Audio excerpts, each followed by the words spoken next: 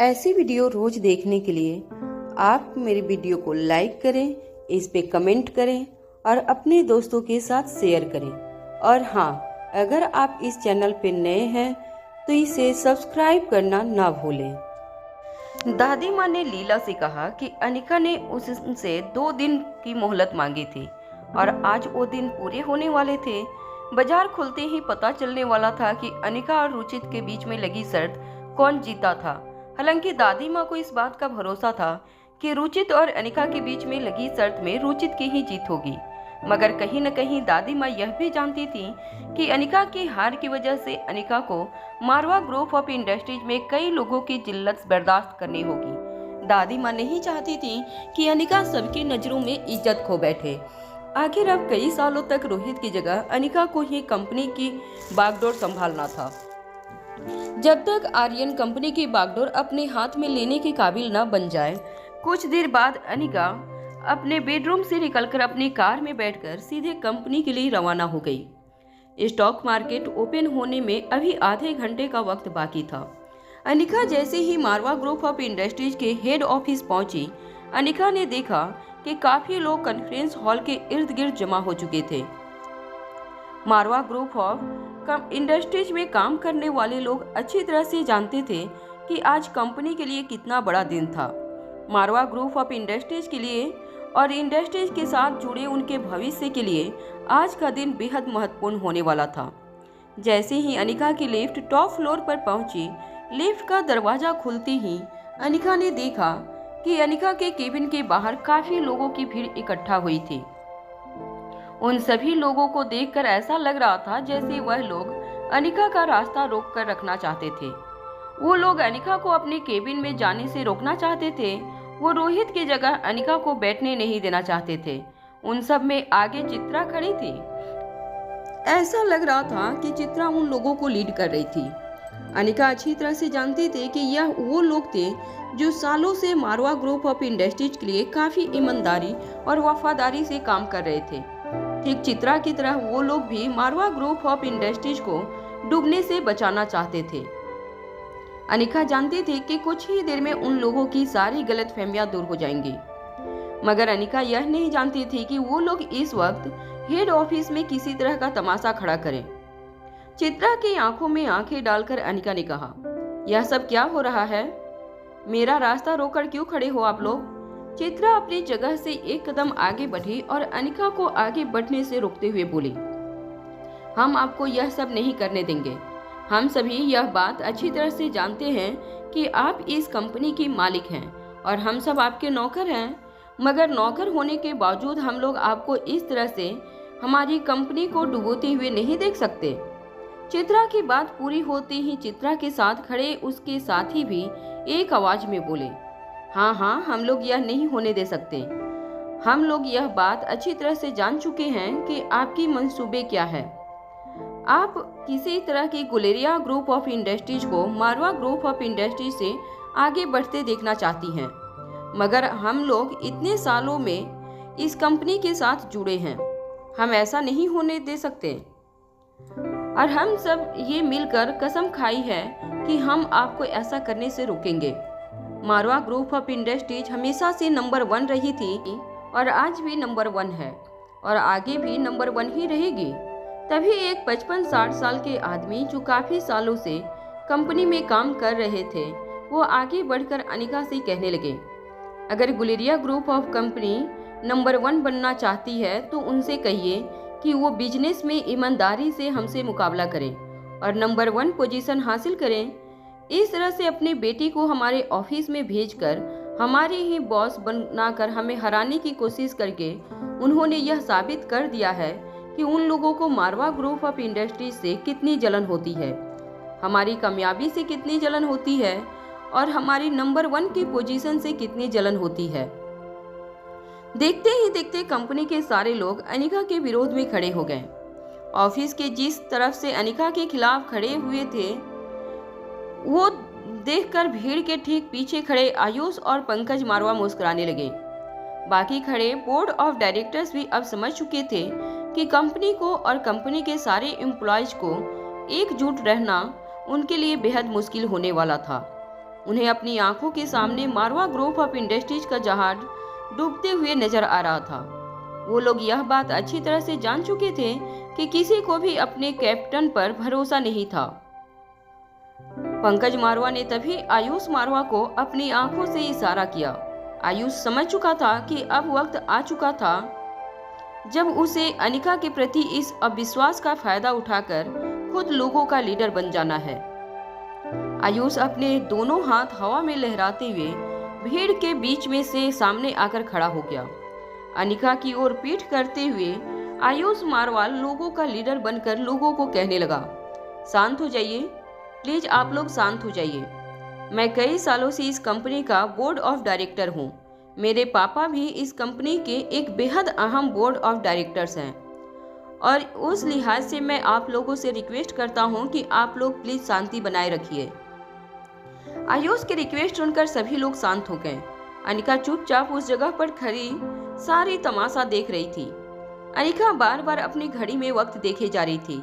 आयुष ने अपनी बात आगे बढ़ाते हुए लोगों से कहा, देखिए, आप लोगों को थोड़ा कोऑपरेशन दिखाना होगा। इस वक्त मार्केट में भी काफी अफवाहों से बाजार गर्म हो चुका है।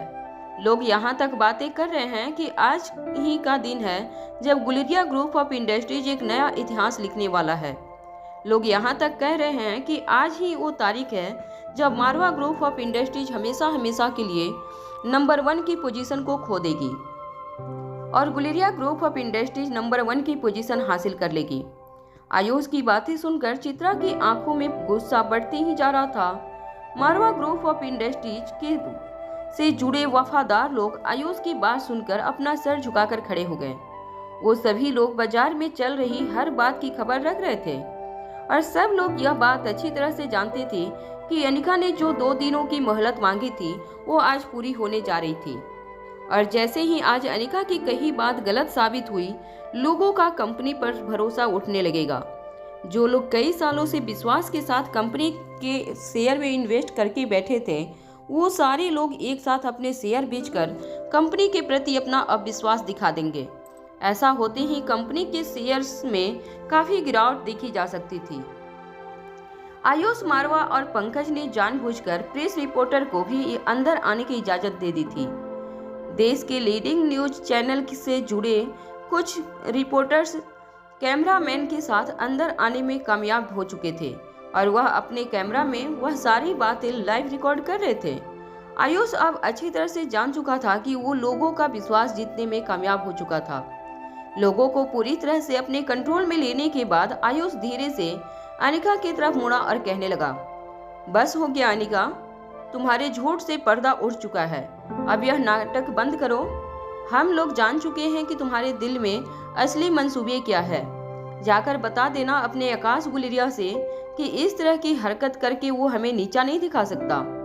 तुम्हारी एक गलत फैसले की वजह से भले ही हमारा नाम काफी खराब हो चुका है मार्केट में, मगर बहुत जल्द हम तुम्हें इस पोजीशन से हटाकर इस चीज को पलट कर रख देंगे।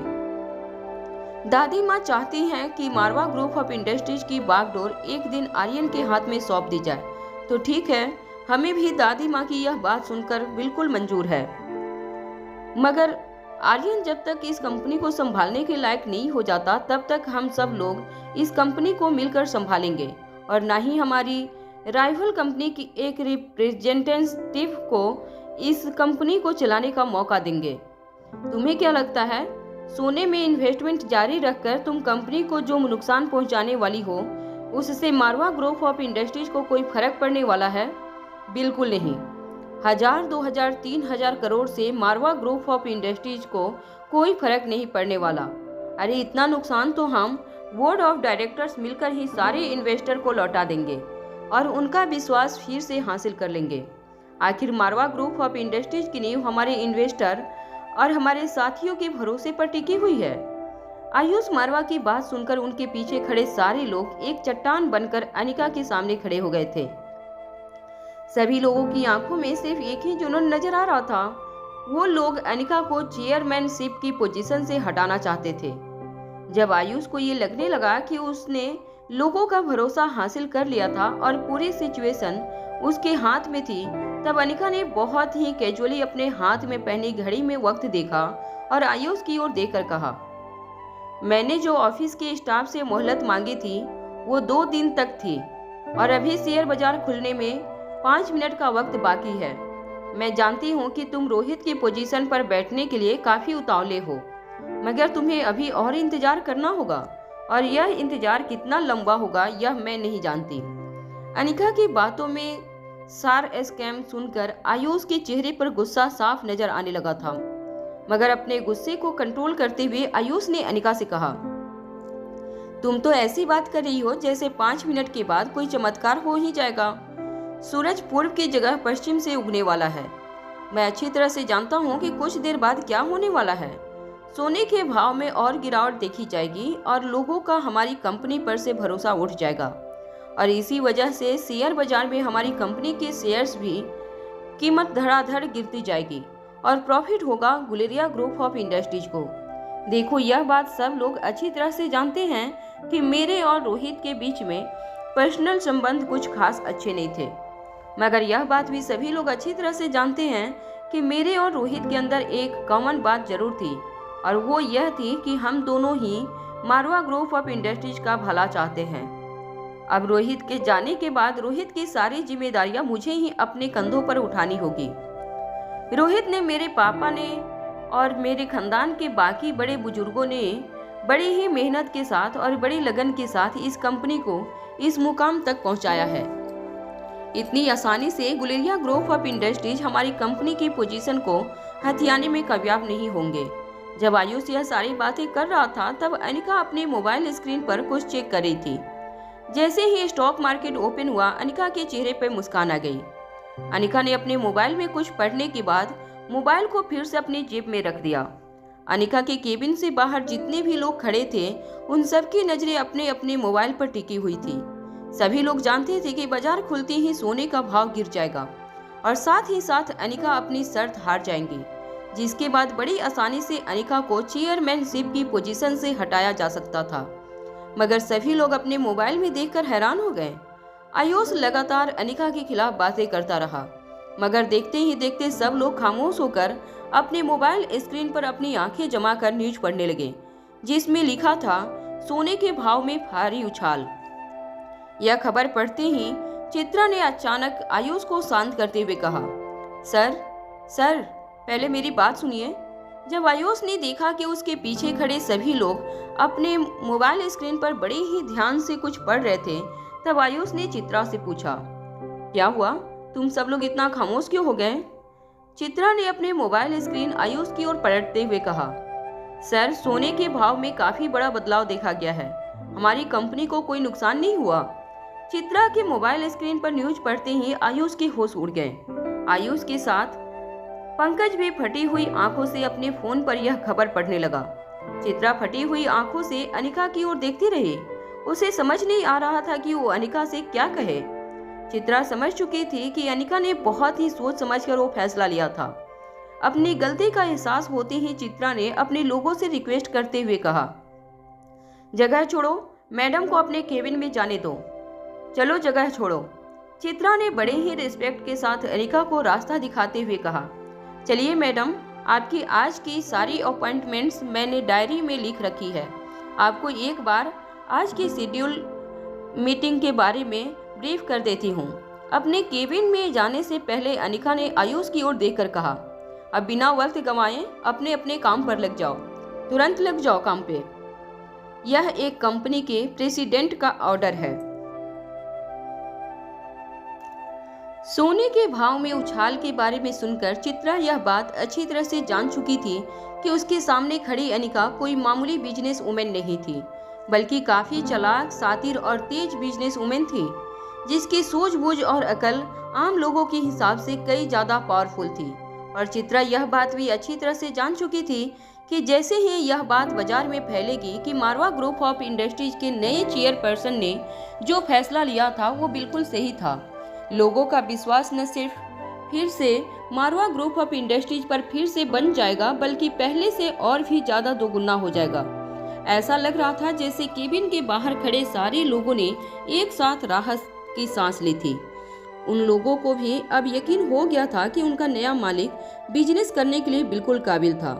पंकज और आयुष के अलावा सभी लोगों के चेहरे पर राहत साफ साफ नजर आ रही थी। प्रेस रिपोर्टर ने तो यहाँ तक बयान दे दिया था कि अनिका जरूर कोई शातिर बिजनेस एनालिस्ट थी, या फिर अनिका के पास कोई ऐसा सोर्स था जिसे इस्तेमाल करके अनिका फ्यूचर में भी अपने बिजनेस को काफी फायदा करवा सकती थी। जो प्रेस रिपोर्टर मीडिया में अनिका के बारे में बुरी बुरी बातें फैला रहे थे, वही प्रेस रिपोर्टर अब अनिका के लिए तारीफों के पुल बांधने लगे थे। कुछ ही मिनट में पूरा का पूरा माहौल पलट गया था। आयुष चुपके से भीड़ का सहारा लेकर अनिका की नजरों से खिसकना चाहता था, मगर तभी अनिका ने आयुष को रोकते हुए कहा, रुक जाओ आयुष, कहाँ जा रहे हो? मैंने सिर्फ उन लोगों को काम पर लौटने के लिए कहा है जो लोग काम किया करते हैं। तुम्हें यह तकलीफ उठाने की कोई जरूरत नहीं है। आयुष ने पलटकर अनिका की ओर देखा और अटकती हुई आवाज में कहा, अरे क्या हुआ? मैं तो इनफैक्ट बहुत खुश हूँ कि हमारी कंपनी को एक बहुत बड़ा नुकसान होते होते रह गया। चलो, लक ने तुम्हारा साथ दिया और हम भी तुम्हारा साथ देंगे। हम लोग साथ मिलकर इस कंपनी को आगे बढ़ाएंगे। इससे पहले आयुष आगे कोई बात कर पाता, अनिका ने आयुष को चुप कराते हुए कहा, देखो, यह सब तो बात की बातें हैं, पहले हमें तुम्हारी सजा के बारे में सोचना होगा। अनिका के मुंह से यह बात सुनते ही आयुष हैरान होकर अनिका को देखता रहा। अनिका ने अपनी बात आगे बढ़ाते हुए आयुष से कहा, मैंने अपनी फाइल्स चेक की है, मुझे पता चला है कि पिछले 6 महीनों में तुम्हारे गलत फैसलों की वजह से भी हमें काफी नुकसान उठाना पड़ा है। रोहित इस बात को नजरअंदाज करता रहा था, लेकिन तुम्हारा यह नया बॉस इन बातों को नजरअंदाज नहीं कर सकता। अनिका ने यह बातें काफी अथॉरिटी के साथ आयुष से कही थी। आयुष का बचाव करते हुए पंकज मारवा ने आगे आकर अनिका से कहा, देखो, इस तरह से ओवर कॉन्फिडेंस में कोई फैसला लेने की जरूरत नहीं है। हाँ, हो सकता है कि आज सोने के भाव में बढ़ोतरी हुई हो, लेकिन इसका मतलब यह नहीं कि तुम अभी यह जंग जीत चुकी हो। आने वाले दिनों में फिर से सोने के दाम में गिरावट आ सकती है। अभी भी सोने के भाव उस दाम पर पहुंचे नहीं हैं जिस पर हमने खरीदे थे। तभी कंपनी के एक पुराने वफादार ने आगे बढ़ते हुए पंकज के इस बात का जवाब देते हुए कहा, सर, ऐसा नहीं है। मुझे अभी अभी खबर मिली है कि आने वाले दिनों में सोने के दाम आसमान छूने वाले हैं। इनफैक्ट हमने जो भाव में सोना खरीदा था उससे भी कई गुना ज्यादा सोने का भाव होने वाला है। अनिका मैडम सच में एक काफी अच्छी बिजनेस एनालिस्ट हैं। उनकी सूझबूझ की वजह से हमारी कंपनी काफी मुनाफा कर लेगी। उस आदमी की बात पूरी होते ही अनिका ने चित्रा की तरफ देखा और कहा, बोर्ड ऑफ डायरेक्टर्स की मीटिंग को बुलाओ, मैं सारे बोर्ड ऑफ डायरेक्टर से मिलना चाहती हूँ। अनिका की काफी फुर्ती और एनर्जी देखकर चित्रा भी चार्ज हो गई थी। अनिका भी अच्छी तरह से जानती थी कि पिछले दिनों में चित्रा ने अनिका के साथ जो बर्ताव किया था वो सिर्फ इसलिए किया था क्योंकि चित्रा को गलतफहमी हो गई थी कि अनिका मारवा ग्रुप ऑफ इंडस्ट्रीज को डुबाने की ख्वाहिश के साथ कंपनी में दाखिल हुई थी। अपनी बात पूरी करने के बाद चित्रा अनिका के साथ उसकी केबिन में चली गई और केबिन का दरवाजा बंद हो गया। दरवाजे के बाहर साफ और बड़े अक्षरों के साथ लिखा गया था, president of Marwa group of industries. इतिहास में यह पहली बार होने वाला था जब मारवा ग्रुप ऑफ इंडस्ट्रीज का प्रेसिडेंट एक गुलेरिया परिवार का सदस्य बनने वाला था। वहां हेड ऑफिस की बिल्डिंग के बाद दादी माँ लीला से कहने लगी, अरे यह लड़की गाड़ी चलाती है या हवाई जहाज? पता ही नहीं चला कि पल भर में कहाँ गायब हो गई। हमारा ड्राइवर तो पीछे ही रह गया। दादी माँ की साइड का दरवाजा खोलते हुए ड्राइवर ने दादी माँ से कहा, मैडम, मैंने तो बहुत कोशिश करी, मगर 1-2 सेकंड के अंदर ही पता नहीं मैडम कहाँ गायब हो गई। मैंने अपनी पूरी जिंदगी में इससे तेज ड्राइवर कभी नहीं देखा। लकड़ी का सहारा लेकर दादी माँ हेड ऑफिस के अंदर दाखिल होने की लगी। अपने साथ साथ चल रही लीला ने दादी माँ से कहा, मेरे तो समझ में नहीं आ रहा है कि यह लड़की आखिर है क्या चीज। इतनी तेज ड्राइविंग करने की क्या जरूरत है उसे।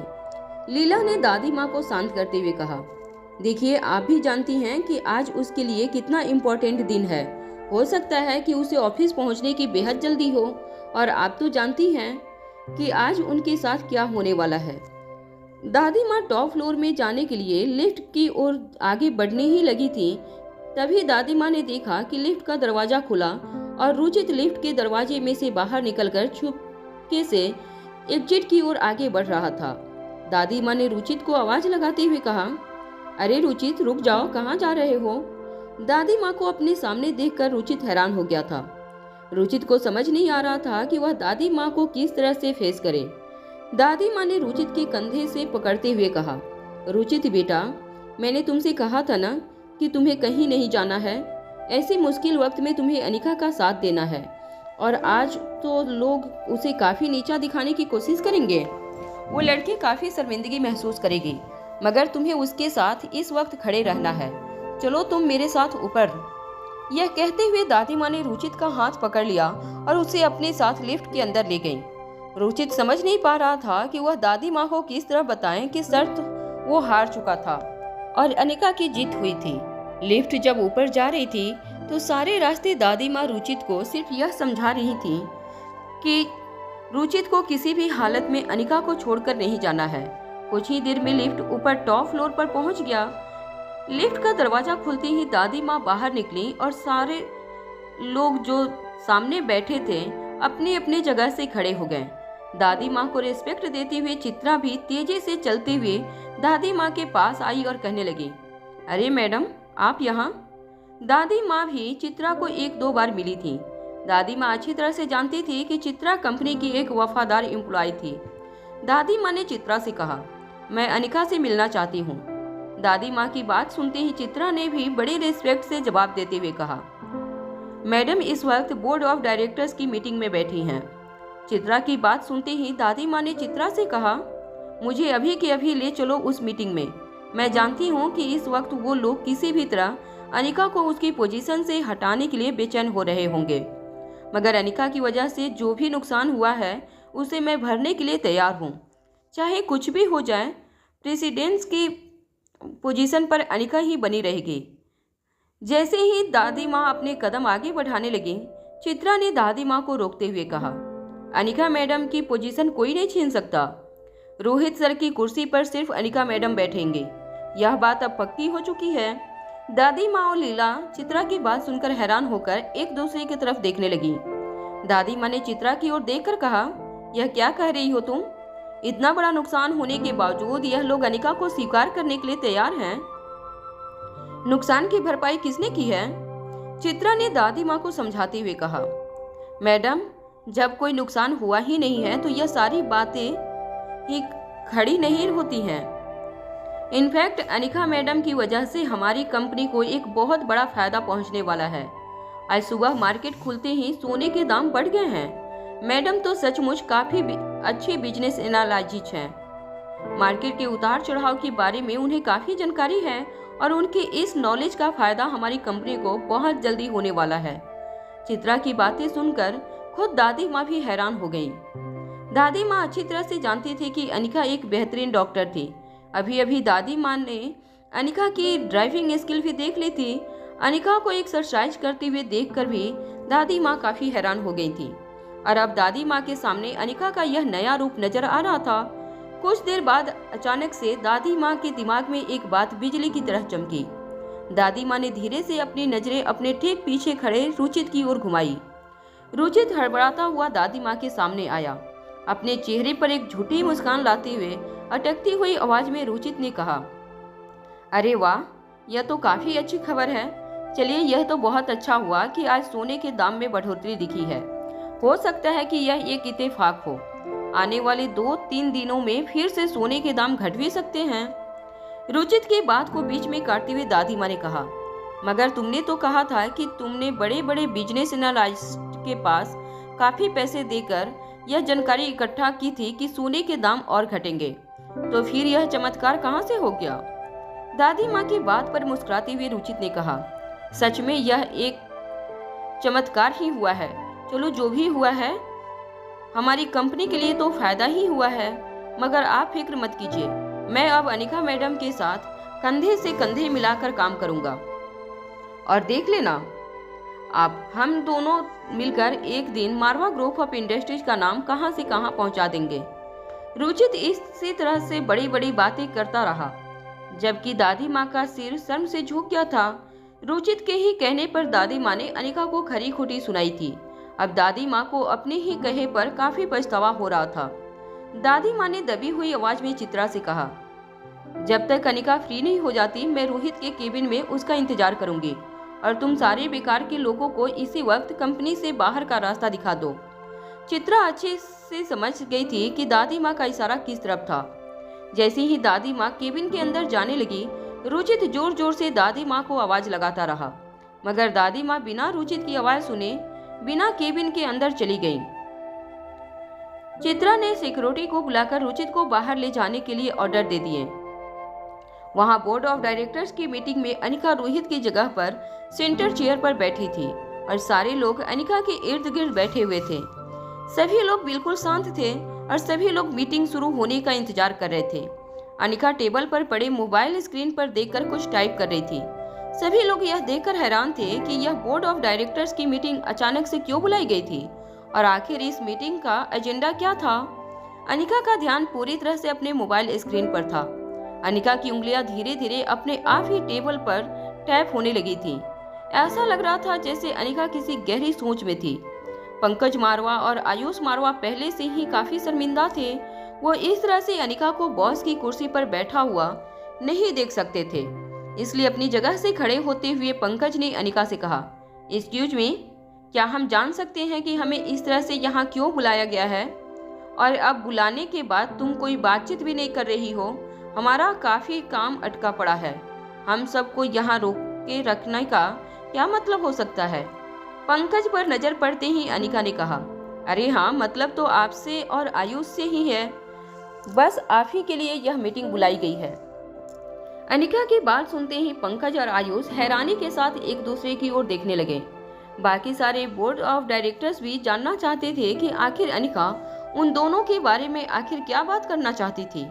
तभी अनिका ने एक फाइल सबके सामने रखते हुए कहा, एक प्रेसिडेंट होने के नाते मेरा सबसे बड़ा फर्ज है कि मैं किसी भी तरह इस कंपनी को ज़्यादा से ज़्यादा मुनाफा करके दूं। और मुनाफा न सिर्फ बाहर बिजनेस करने वालों से किया जाता है, बल्कि कंपनी के अंदर से होने वाली फंड्स की चोरी को भी रोक कर किया जा सकता है। जितना लॉस कम होगा उतना ही मुनाफा ज़्यादा होगा। यह तो बिजनेस का नियम है।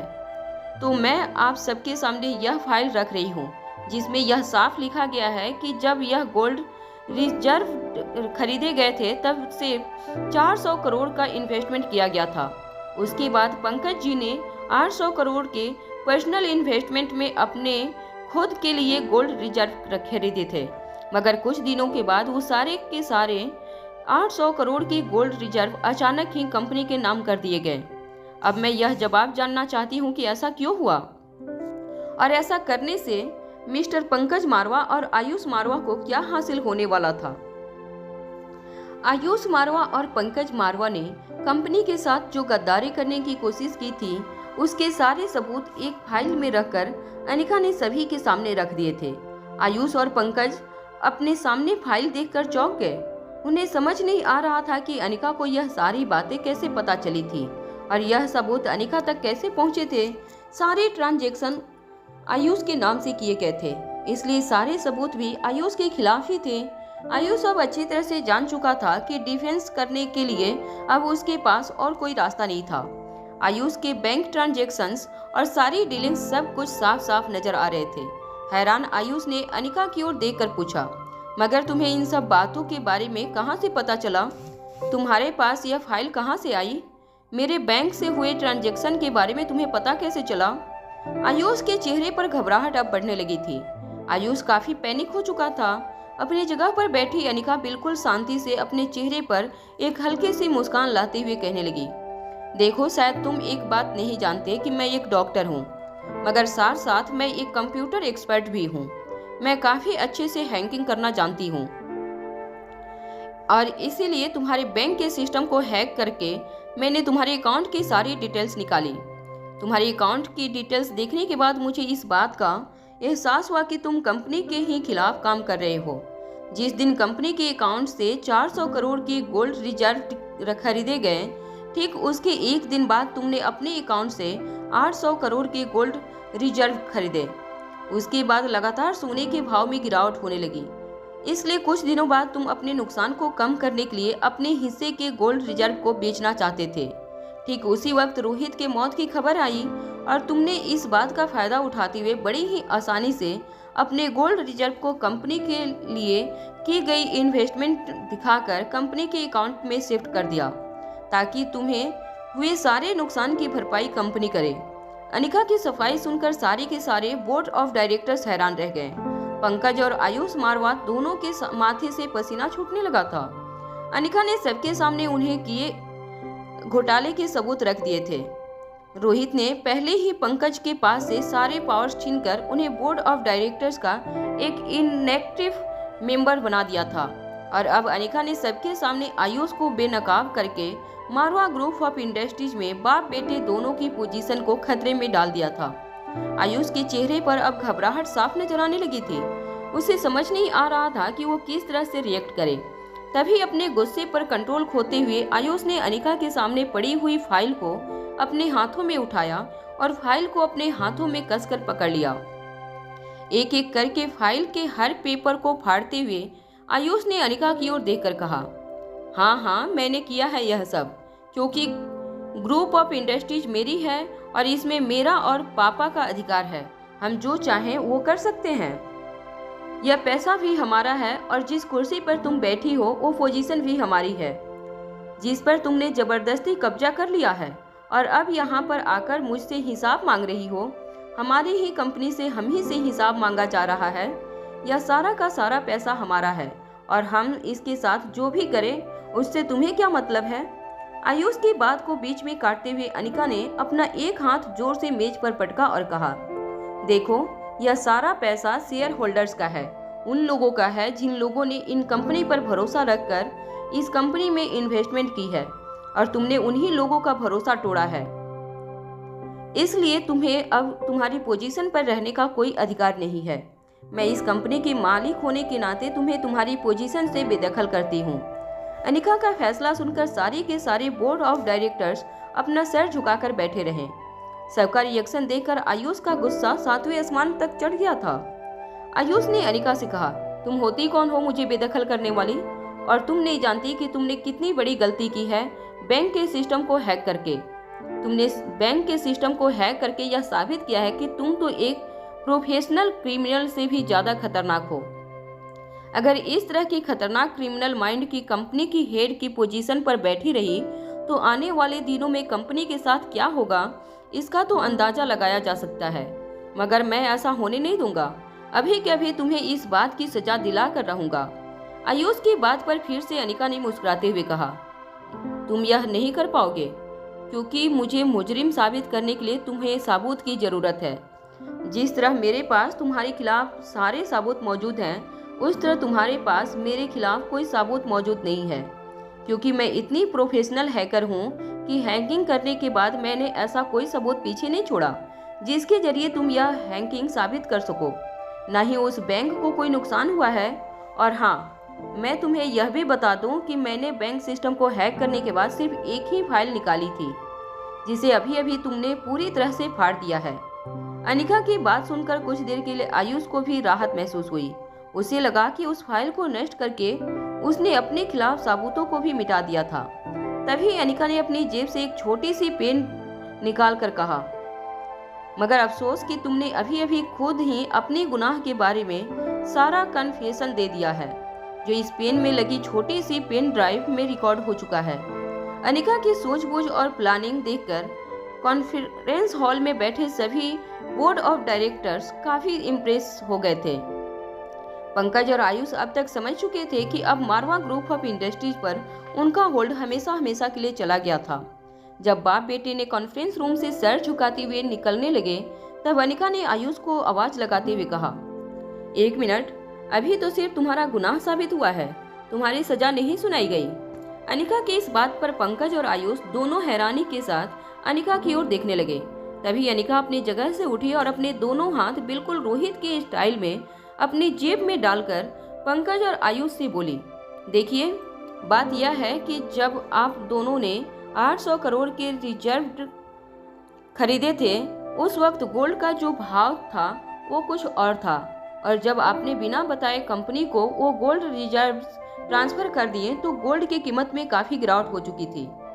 दोनों कीमत में जो डिफरेंस था उसकी भरपाई तो अब दोनों को ही करनी होगी।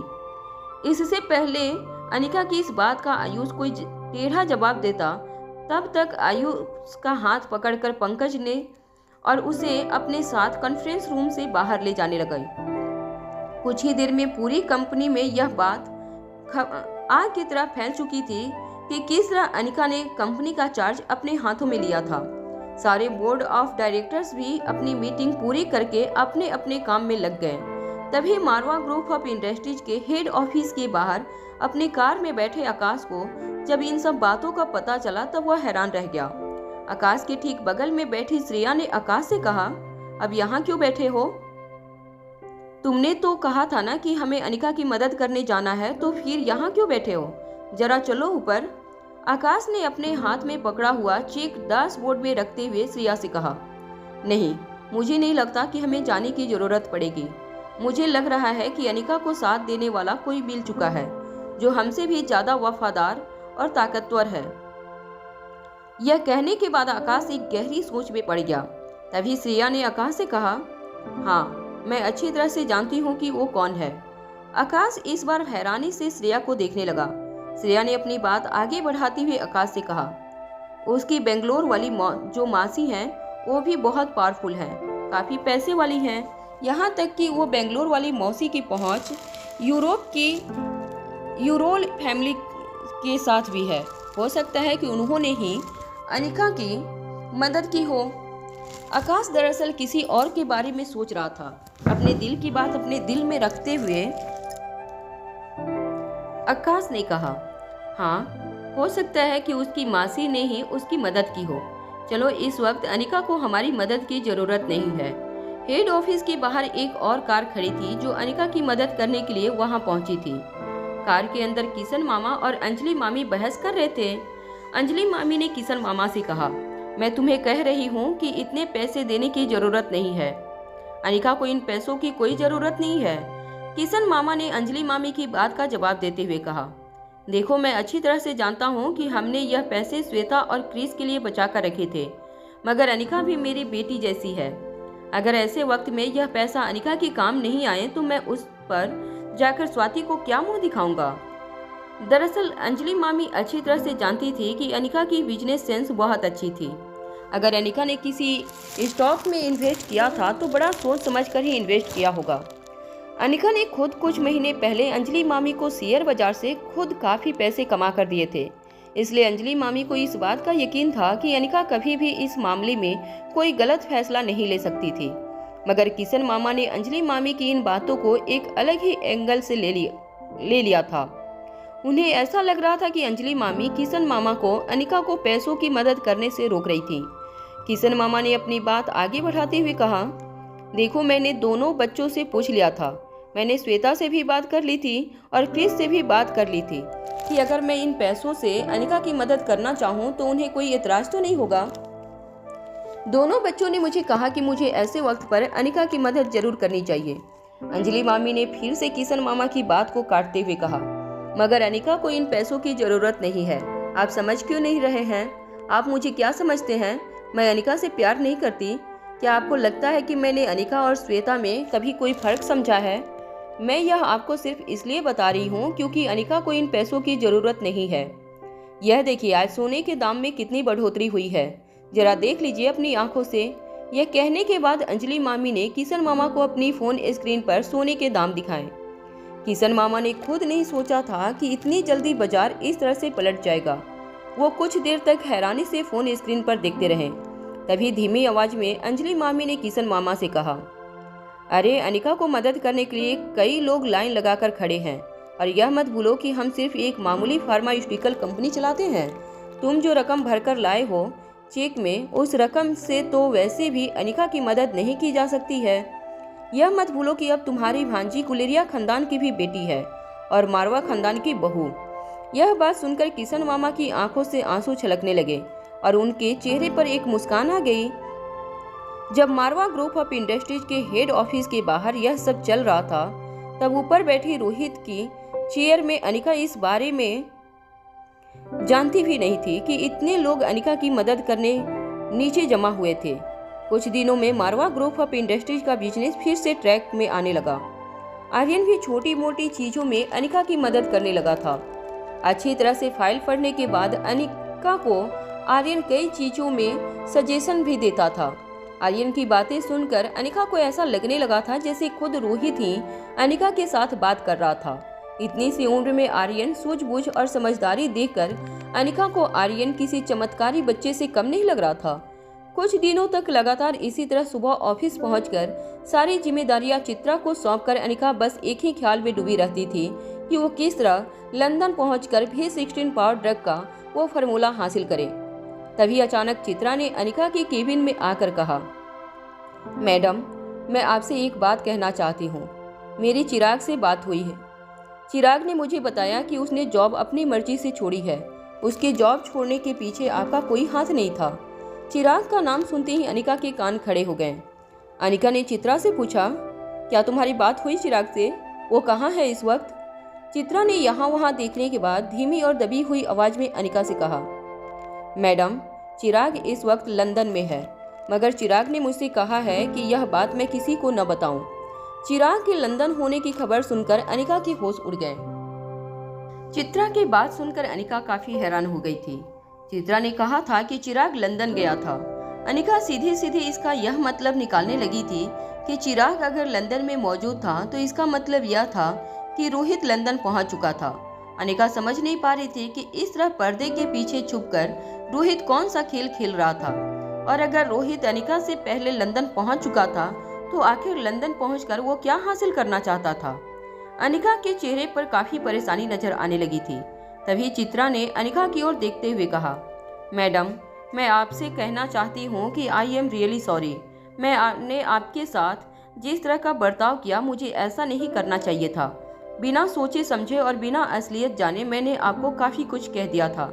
मुझे माफ़ कर दीजिएगा मैडम। अनिका अच्छी तरह से जानती थी कि चित्रा काफ़ी वफादार थी। उसने जो कुछ भी कहा था और किया था वो सिर्फ अपने डूबती हुई कंपनी को बचाने के लिए कहा था। चिराग के लंदन में होने की खबर ने अनिका को अंदर से हिला दिया था। वो समझ नहीं पा रही थी कि आखिर वो खुद लोगों की नज़रों से बचकर लंदन कैसे पहुंच सकती थी। तभी चित्रा ने अपनी बात आगे बढ़ाते हुए अनिका से कहा, मैडम, वैसे मैं आपको बताना चाहती हूँ कि मुझे जिस इंसान ने कहा था कि आपकी ही वजह से चिराग को अपनी नौकरी छोड़नी पड़ी थी, वो सचमुच आपका इतना करीबी है कि उसकी बात पर विश्वास करने के अलावा मेरे पास और कोई चारा नहीं था। चित्रा की यह बात सुनकर अनिका की नजरें फिर से चित्रा पर पड़ी। अनिका भी यह बात जानना चाहती थी कि आखिर कौन था वो जो अनिका का साथ देने का नाटक करके अनिका के ही बारे में ऐसी बातें फैला रहा था। चित्रा ठीक अनिका के बगल में खड़ी हो गई और धीमी आवाज में अनिका से बोली, मैडम, आपके बारे में यह बात जिसने कही थी वो और कोई नहीं बल्कि आपका भाई आकाश गुलेरिया था। चित्रा की जबान से आकाश का नाम सुनकर अनिका की होश उड़ गए।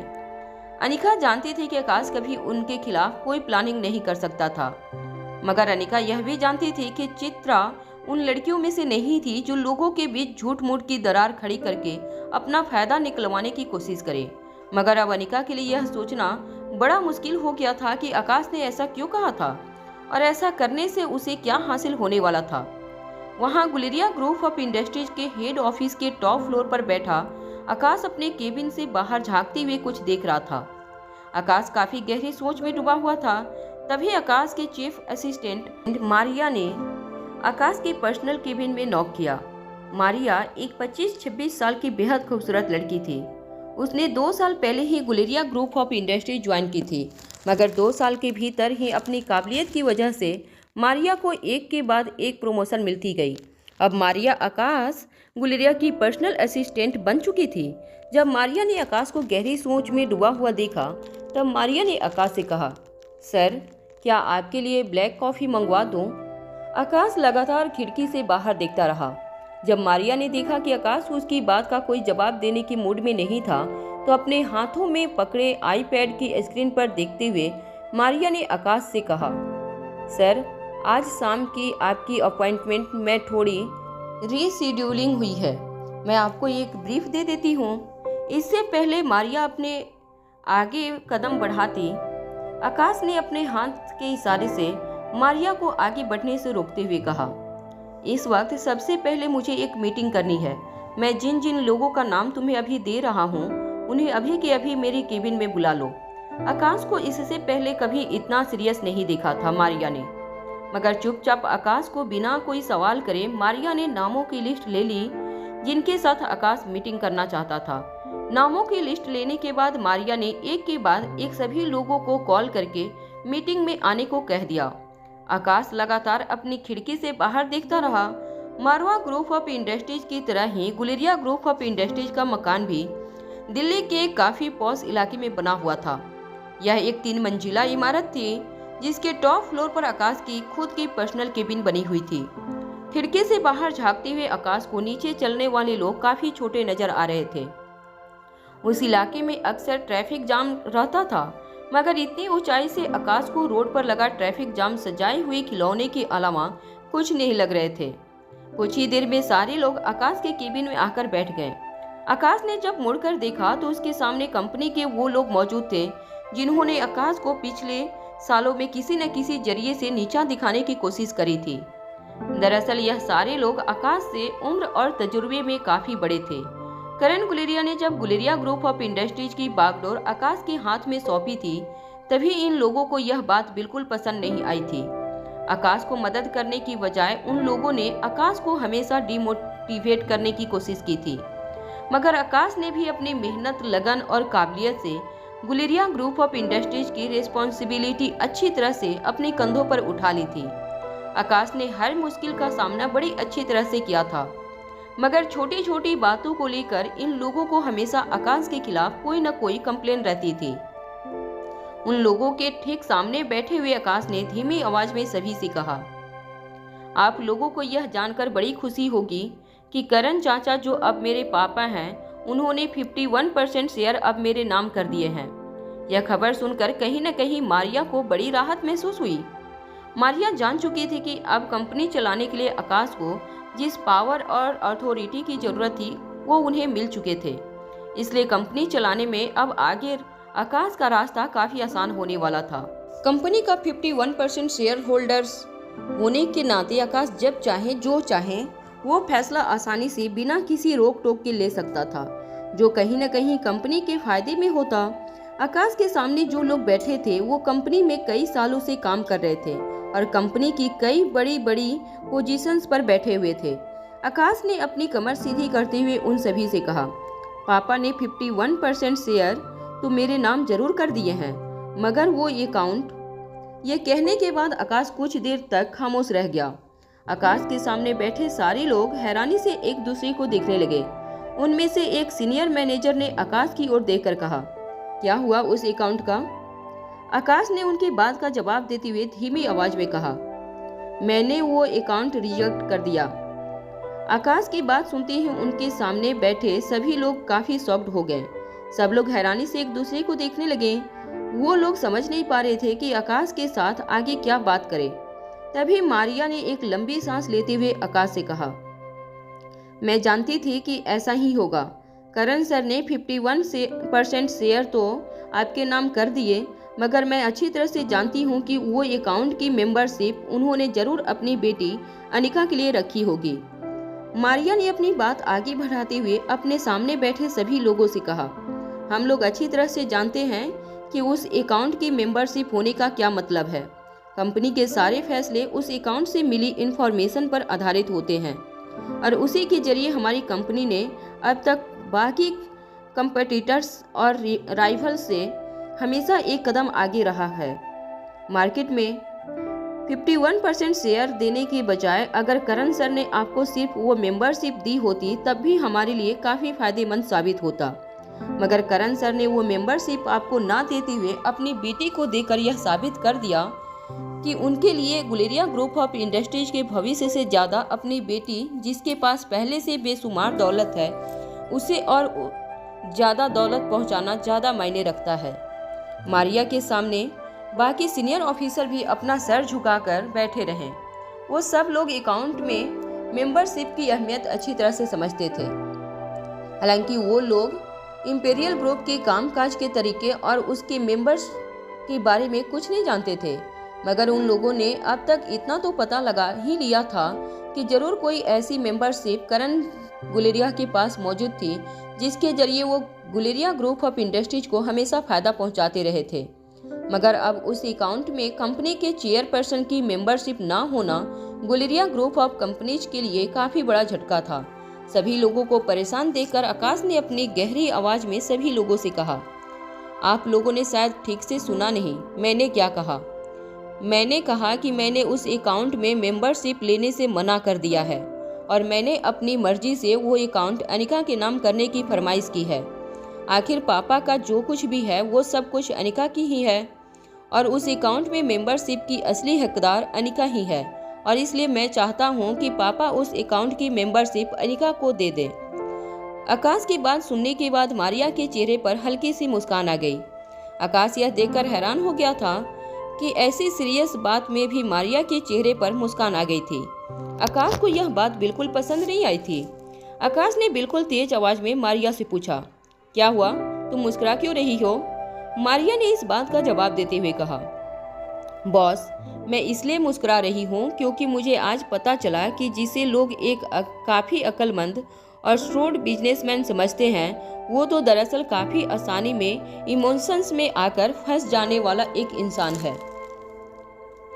आकाश मारिया की बात समझ नहीं पा रहा था। मारिया ने अपनी बात आगे बढ़ाते हुए कहा, सर, सचमुच आप बहुत भोले हो। आज मारवा ग्रुप ऑफ इंडस्ट्रीज में क्या क्या हुआ यह बात तो आप अच्छी भी तरह से जानते हैं। इतने दिनों में जो सोने का भाव लगातार गिरता जा रहा था, आज अचानक से उस सोने के भाव में तेजी आ गई। यह बात कोई नहीं जानता था। इनफैक्ट बड़े बड़े एनालिस्ट भी यह बात प्रेडिक्ट नहीं कर पाए थे कि सोने के दाम के साथ कब उतार और कब चढ़ाव होने वाला है। ऐसी इनसाइड इन्फॉर्मेशन जो बड़े बड़े बिजनेसमैन एनालिस्ट भी नहीं जुटा पाए, वो इनसाइड इन्फॉर्मेशन पहले से मिस अनिका के पास मौजूद थी।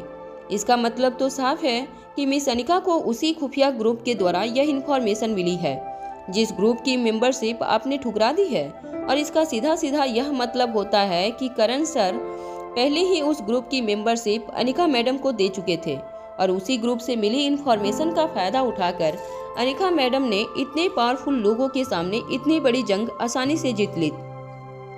मारिया की बात सुनने के बाद कंपनी के बाकी सीनियर ऑफिसर ने भी अपनी आवाज ऊंची करते हुए आकाश से कहा, बिल्कुल ठीक कह रही है यह आकाश। देखो, आज हम सब तुमसे एक बात साफ साफ कह देना चाहते हैं। यह इतना बड़ा बिजनेस एम्पायर खड़ा करने के लिए सिर्फ एक मालिक की जरूरत नहीं होती है, बल्कि मालिक के साथ साथ वफादार नौकरों को भी उतनी ही जरूरत होती है। और हम सब तुम्हारे तो वफादार नौकर हैं। इस कंपनी पर हमारा भी कुछ अधिकार है। इस कंपनी के फ्यूचर से हमारे भी सपने जुड़े हैं, हमारे परिवारों के सपने जुड़े हैं, हमारे बच्चों का फ्यूचर जुड़ा है। जिस तरह इस कंपनी के प्रति हमारी रिस्पॉन्सिबिलिटी है, उसी तरह कंपनी के मालिक होने के बदौलत हम सबकी तरह तुम लोगों की भी कुछ रिस्पॉन्सिबिलिटी होनी चाहिए। आकाश ने फिर से अपनी आवाज़ ऊंची करते हुए कहा, साफ साफ बताओ क्या कहना चाहते हो आप लोग। तभी एक सीनियर ऑफिसर ने अपनी जगह से खड़े होते हुए आकाश से कहा, आकाश, तुम तो वो देखो जो हम लोग पहले ही देख चुके हैं। हम मानते हैं कि तुमने पिछले कुछ सालों में बड़ी अच्छी तरह से गुलेरिया ग्रुप ऑफ इंडस्ट्रीज को संभाला है, मगर यह वक्त बड़ा नाजुक है। हम सब जानते हैं कि उस ग्रुप में मेंबरशिप न होने का क्या मतलब हो सकता है। देखते ही देखते गुलेरिया ग्रुप ऑफ इंडस्ट्रीज किसी आम कंपनी के मुकाबले हो जाएंगी। हम जानते हैं कि तुम्हें इस बात की बहुत खुशी होगी कि तुम्हें 51% शेयर का मालिक बना दिया गया है, मगर तुम नहीं जानते कि तुम्हारे पीठ पीछे कितनी बड़ी प्लानिंग हुई है। उस ग्रुप की मेंबरशिप न देकर तुम्हें एक बहुत बड़ी बिजनेस स्ट्रेटजी का शिकार बनाया गया है। जानबूझकर तुम्हें उस खुफिया ग्रुप से दूर रखा गया है। लेकिन तुम अगर असली बिजनेसमैन हो और सचमुच गुलेरिया ग्रुप ऑफ इंडस्ट्रीज को आगे ले जाना चाहते हो, तो किसी भी तरह उस ग्रुप की मेंबरशिप वापस हासिल कर लो। आकाश अच्छी तरह से जानता था कि जो लोग उसके आगे यह सारी बातें कर रहे थे वो सारे के सारे लोग कंपनी के पुराने वफादार लोग थे, मगर करण गुलेरिया और अनिका के बारे में ऐसी बातें सुनना अब आकाश की बर्दाश्त से बाहर हो चुका था। आकाश ने अपने सामने रखे टेबल पर जोर से अपना हाथ पटकते हुए सभी लोगों से ऊंची आवाज में कहा, बस करो, मुझे अब इस बात पर कोई और डिस्कशन नहीं करना।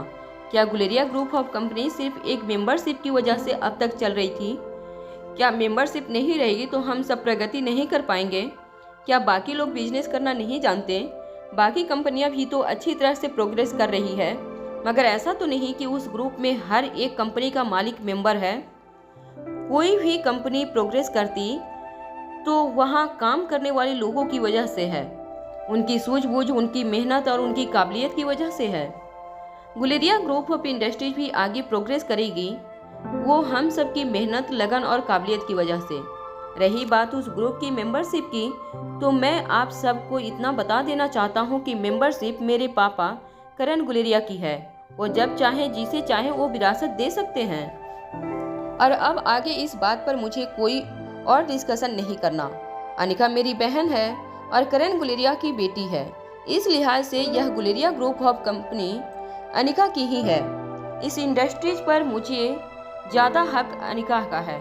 और मेरी एक बात सब लोग कान खोलकर सुन ले, अनिका को अगर किसी ने भी तकलीफ पहुंचाने की कोशिश की है तो मुझसे बुरा कोई नहीं होगा। अपनी बात पूरी करते करते आकाश का चेहरा लाल पड़ चुका था। सब लोग यह जान चुके थे कि आकाश काफी गुस्से में था। किसी ने आकाश को इतने गुस्से में आज से पहले कभी नहीं देखा था। आकाश की धमकी भरी बातें सुनने के बाद केबिन में बैठे सारे लोग एक एक करके केबिन से बाहर जाने लगे। आकाश अच्छी तरह से जानता था कि वो सभी के सभी लोग कंपनी के लिए काफी वफादारी से कई सालों से काम कर रहे थे। भले ही उनमें से ज्यादातर लोगों से आकाश के संबंध ज्यादा अच्छे नहीं थे, मगर आकाश फिर भी यह बात अच्छी तरह से जानता था कि वो लोग कंपनी के साथ सुख दुख में हमेशा ही खड़े रहते थे। मगर आकाश अनिका के खिलाफ एक शब्द भी नहीं सुन सकता था, खासकर कि तब जब लोग अनिका और आकाश के बीच करण गुलेरिया की प्रॉपर्टी और प्यार के बंटवारे की बात करते थे। आकाश के बाप ने तो कभी भी उन्हें प्यार नहीं किया था। आकाश को जो बाप का प्यार मिला था वो सिर्फ करण गुलेरिया से मिला था। बचपन से ही आकाश के माँ बाप ने उसे बिल्कुल पराया कर दिया था। ऐसे में करण गुलेरिया ने ही आकाश का हाथ थामा था, उसे माँ और बाप दोनों का प्यार दिया था और इस काबिल बनाया था कि आज देश के सबसे बड़े बिजनेसमैन की नाम की सूची में आकाश का नाम बड़ी ही रिस्पेक्ट से लिया जाता था। अचानक ही एक एक करके आकाश को करण गुलेरिया के किए हुए सारे एहसान याद आने लगे। बचपन से लेकर अब तक करण गुलेरिया ने आकाश के लिए जो कुछ भी किया था, उसके बदले में आकाश ने अब तक करण गुलेरिया के लिए कुछ भी नहीं किया था और यह आकाश अच्छी तरह से जानता था। यह सब सोचकर आकाश अपने आप को काफी छोटा महसूस करने लगा था। उसे ऐसा लगने लगा था जैसे करण गुलेरिया के एहसानों के तले उसका कद घटता जा रहा था। जब यह सारी बातें आकाश के जेहन में चल रही थी, तब अचानक एक बात बिजली की तरह चमकी और वो यह थी कि अनिका काफी दिनों से जानती थी कि सोने के दाम बढ़ने वाले थे और ऐसी इन्फॉर्मेशन अनिका सिर्फ एक जगह से हासिल कर सकती थी, वो था इंपीरियल ग्रुप। और इसका सीधा मतलब यह था कि करण गुलेरिया ने पहले ही अनिका को इंपीरियल ग्रुप की मेंबरशिप दे दी थी। आकाश के दिल में जब यह ख्याल आया, तब आकाश ने अपने दोनों हाथ अपने सर पर रख लिए और इस ख्याल को अपने दिमाग से निकालने की कोशिश की। मगर लाख कोशिशों के बाद भी आकाश के दिलो दिमाग में यह सवाल चलता रहा कि आकाश को इस बात का एहसास भी नहीं हुआ कि उसका फोन कहीं काफी देर से बज रहा था। जब अचानक आकाश की नजरें फोन पर गई तो आकाश यह देखकर चौंक गया कि करण गुलेरिया उसे फोन लगा रहे थे। करण गुलेरिया का नंबर देखकर आकाश ने तुरंत फोन कनेक्ट किया। जैसे ही आकाश ने कॉल रिसीव किया, करण गुलेरिया की आवाज आकाश के कानों पर पड़ने लगी। करण गुलेरिया ने आकाश से कहा, क्या तुम इस वक्त बिजी हो? आकाश ने इस बात का जवाब देते हुए कहा, नहीं पापा, बोलिए, कोई जरूरी काम था। आकाश अच्छी तरह से जानता था कि बिना किसी इम्पोर्टेंट काम के करण गुलेरिया कभी भी आकाश को कॉल या मैसेज नहीं करते थे। अगर करण गुलेरिया ने कॉल किया था तो जरूर कोई बात पक्की थी कि उन्हें कोई अर्जेंट इम्पोर्टेंट काम होगा। करण गुलेरिया ने आकाश से कहा, वैसे तुम्हारी बहन का फोन आया था, वो घर आना चाहती है रात को। मैंने सोचा कि हम सब आज रात का डिनर साथ ही करेंगे, अगर तुम्हारे पास वक्त हो तो। करण गुलेरिया की बात सुनते ही आकाश ने जवाब दिया, ठीक है, मैं जल्दी घर आ जाऊंगा। आकाश का जवाब सुनते ही करण गुलेरिया ने फोन डिस्कनेक्ट कर दिया फोन डिस्कनेक्ट होने के बाद अचानक आकाश को ऐसा लगने लगा जैसे करण गुलेरिया रात को अनिका और आकाश के साथ कोई बहुत इंपॉर्टेंट बात करना चाहते थे। आकाश यह सोचकर परेशान हो रहा था कि आखिर वो कौन सी बात थी जो करण गुलेरिया फोन पर नहीं बता सकते थे। आकाश के दिमाग में हजारों ख्याल एक साथ दौड़ने लगे। आकाश किसी तरह अपने मन में आ रहे सवालों और जायदाद के बंटवारे की बातों को रोकना चाहता था, मगर मारिया और बाकी लोगों की कही हुई बातें एक के बाद एक आकाश के दिलो दिमाग में घूमने लगी थी। तभी अचानक आकाश के केबिन पर किसी ने जोर से नॉक किया। दरवाजा खटखटाने की आवाज लगातार बढ़ती जा रही थी। आकाश यह सुनकर हैरान था कि इस तरह आखिर आकाश की केबिन आखिर कौन नॉक कर रहा था। जब आकाश ने केबिन का दरवाजा खोलकर देखा तो यह देखकर हैरान हो गया कि श्रेया ठीक आकाश के सामने खड़ी थी। श्रेया के दोनों हाथों में टिफिन थे और श्रेया अपने पैरों से लगातार दरवाजे पर लात मारकर नॉक कर रही थी। श्रेया को देखते ही आकाश ने श्रेया के हाथों से टिफिन ले लिया और श्रेया को अंदर आने को कहा। केबिन का दरवाजा बंद होते ही आकाश ने श्रेया से कहा, अरे क्या हुआ, आज तुम इस तरह टिफिन लेकर खुद आई हो? घर के बाकी नौकर कहाँ गए? आकाश जानता था कि पिछले कुछ दिनों से श्रेया भी काफी बिजी रहती थी। श्रेया ने दिल्ली में एक डांस स्टूडियो खोल रखा था, इसलिए श्रेया का काफी वक्त डांस स्टूडियो इस्टेब्लिश करने में लग जाता था। मगर आज अचानक श्रेया को ऑफिस में खाना लाता देखकर आकाश हैरान रह गया। केबिन के कोने में बने हुए एक सोफे पर बैठते हुए श्रेया ने आकाश से कहा, क्यों, क्या हुआ? इसमें तुम्हें इतना ताजुब क्यों हो रहा है? अरे बीवी हूँ तुम्हारी, कभी कभी तो बीवियां जैसे काम कर लेने दिया करो। और हाँ, काम तो मुझे बहुत है, एडवर्टीजमेंट के लिए पम्पलेट्स छपवाने हैं और भी कई सारे काम है। मगर मैंने नोटिस किया कि पिछले कुछ दिनों से तुम ठीक से खाना भी नहीं खा रहे हो। पता नहीं कौन सी सोच में डूबे हो, इतने टेंशन में रहते हो लगातार। इसलिए मैंने तो सोचा कि मैं आज तुम्हें अपने हाथों से खाना खिलाऊंगी। तुम्हें तो शायद यह भी नहीं पता कि कल जो टिफिन भिजवाया था वो टिफिन भरा का भरा वापस घर आ गया था।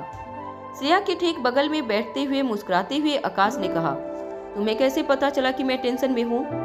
श्रेया ने इस बात का जवाब देते हुए कहा, तुम्हारी आंखें सब सच सच बता देती है। चाहे तुम मन में कुछ भी सोचो, मगर तुम्हारी आंखें बिल्कुल किसी आईने की तरह बता देती है कि तुम क्या कहना चाहते हो।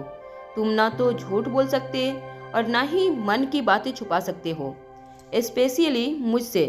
यह कहते हुए श्रेया ने अपनी बाहें आकाश के गलों में डाल दी। श्रेया का हाथ झटकते हुए आकाश ने कहा, अरे यह क्या कर रही हो? यह ऑफिस है, कोई देख लेगा तो क्या कहेगा? श्रेया ने इस बात का जवाब देते हुए कहा, कोई देख लेगा तो यही कहेगा कि बॉस अपनी बीबी के साथ रोमांस कर रहा है। अक्सर लोगों को ताजुब तब होता है जब बॉस अपनी सेक्रेटरी के साथ रोमांस करते हुए पकड़ा जाए। श्रेया की यह बात सुनकर आकाश ने कहा, अरे यह तुम क्या कह रही हो? जरा तो अपनी जुबान को लगाम देना सीखो। श्रेया ने मुस्कुराते हुए कहा, कमाल करते हो तुम भी। घर पर भी जबान पर लगाम दूं क्योंकि बच्चे साथ में होते हैं। यहाँ पर जब हम अकेले हैं तब भी तुम चाहते हो कि मैं अपनी जबान को लगाम दूं। तो आखिर मुझे फ्रीडम कब मिलेगी? माना कि मेरा पति शहर का और इस देश का बहुत बड़ा बिजनेसमैन है, मगर मेरे लिए तो वो मेरा सिर्फ एक पति है जो पहले मेरा बॉयफ्रेंड था और आज मेरा हस्बैंड है।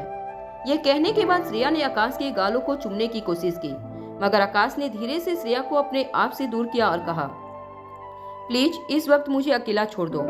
आकाश के चेहरे पर परेशानी देखकर श्रेया समझ चुकी थी कि बात कुछ सीरियस थी। श्रेया ने आकाश के गले से अपनी बाहों को निकालते हुए आकाश से पूछा, क्या हुआ? मुझे नहीं बताओगे? तुम क्या सोच रहे हो? क्या चल रहा है तुम्हारे दिमाग में? आकाश ने श्रेया की बात का जवाब देते हुए कहा, पापा का फोन आया था। पापा चाहते हैं कि आज शाम मैं घर जल्दी आ जाऊं। अनिका घर आने वाली है। पापा ने कहा है कि हम सब साथ मिलकर डिनर करेंगे। यह बात सुनकर श्रेया के चेहरे पर मुस्कुराहट आ गई। श्रेया ने कहा, अरे यह तो बड़ी खुशी की बात है। इसमें तुम इतने उदास क्यों हो गए हो? इसमें परेशान होने वाली कौन सी बात है? रोहित के साथ जो कुछ भी हुआ उसके बाद अनिका काफ़ी अकेली महसूस कर रही होगी और इसीलिए शायद हम सबसे मिलना चाहती है। श्रेया की बात को बीच में से काटते हुए आकाश ने कहा, श्रेया देखो, मैं तुमसे एक सीक्रेट कहने वाला हूँ। मेरी बात बड़ी ध्यान से सुनना तुम। आकाश को सीरियसली बात करते हुए देखकर श्रेया ने भी सीरियसली आकाश की बात को सुनना शुरू कर दिया। आकाश ने श्रेया से कहा, देखो, एक सीक्रेट बिजनेस ग्रुप है। इस ग्रुप में दुनिया के 12 सबसे ताकतवर लोग मौजूद हैं। यह ग्रुप सिर्फ कभी कभी इंटरनेट पर मीटिंग करता है, एक दूसरे से चैटिंग करता है। इस ग्रुप के लोग एक दूसरे को असली नामों से भी नहीं जानते, मगर यूँ समझ लो कि यह कुछ ही लोगों का ग्रुप पूरे देश की और पूरे दुनिया की इकोनॉमी कंट्रोल करते हैं। इस ग्रुप में जो भी न्यूज मिलती है उसी से हम लोगों को बिजनेस करने की कई सारी टिप्स मिलती हैं, और आज तक हम लोग इसी ग्रुप से मिली इन्फॉर्मेशन की वजह से हम बाकी राइवलरी से 2 कदम आगे रखने में कामयाबी हासिल करते हैं। पापा इस ग्रुप के मेंबर हैं, मगर मैंने पापा से कह दिया था कि मैं विरासत में उनकी यह मेंबरशिप नहीं लेना चाहता, बल्कि मैंने पापा से कह दिया था कि वो इस ग्रुप की मेंबरशिप अनिका को विरासत में दे दे, जिससे अनिका को भविष्य में फायदा हो। आकाश की बात अच्छी तरह से सुनने के बाद श्रेया ने कहा, यह तो बड़ी अच्छी बात है। अनिका तुम्हारी इकलौती बहन है और फिर गुलेरिया खानदान की इकलौती बेटी। इस नाते से ये विरासत उसे मिले, इसमें बुराई क्या है? श्रेया की बात का जवाब देते हुए आकाश ने कहा, कोई बुराई नहीं है। गुलेरिया ग्रुप ऑफ इंडस्ट्रीज में जो कुछ भी है हम सब पर अनिका का पहला अधिकार है। मगर बात दरअसल यह है कि मैंने अभी अभी यह बात पापा से कही थी, मगर मुझे लगता है कि अनिका पिछले कई दिनों से उस ग्रुप की मेंबरशिप बन चुकी है। पूरी बात अच्छी तरह से समझने के बाद श्रेया ने आकाश से कहा, अच्छा, तो तुम कहना चाहते हो कि आज वहाँ मारवा ग्रुप ऑफ इंडस्ट्रीज में जो कुछ हुआ और अनिका ने जो भी फैसला लिया था उसमें उसे उस ग्रुप की मदद मिली थी? मतलब यह कि सोने के दाम बढ़ने वाले थे, यह बात अनिका पहले से जानती थी उस ग्रुप के जरिए, और उसी जानकारी के जरिए अनिका ने वो फैसला लिया था। श्रेया की बात सुनने के बाद आकाश ने हाँ में अपना सर हिला दिया। कुछ देर मन ही मन सोचने के बाद श्रेया ने आकाश से कहा, आकाश, तुम्हें क्या लगता है पापा ने यह बात तुमसे क्यों छुपाई? पापा अपनी विरासत चाहे जिसे दें, उन्होंने अपनी विरासत अनिका को देकर बिल्कुल सही किया, मगर सवाल यह है कि यह बात उन्होंने तुमसे छुपाई क्यों? श्रेया की बात सुनकर आकाश खुद भी हैरान हो गया। आकाश कहीं न कहीं खुद भी इस सवाल का जवाब जानना चाहता था।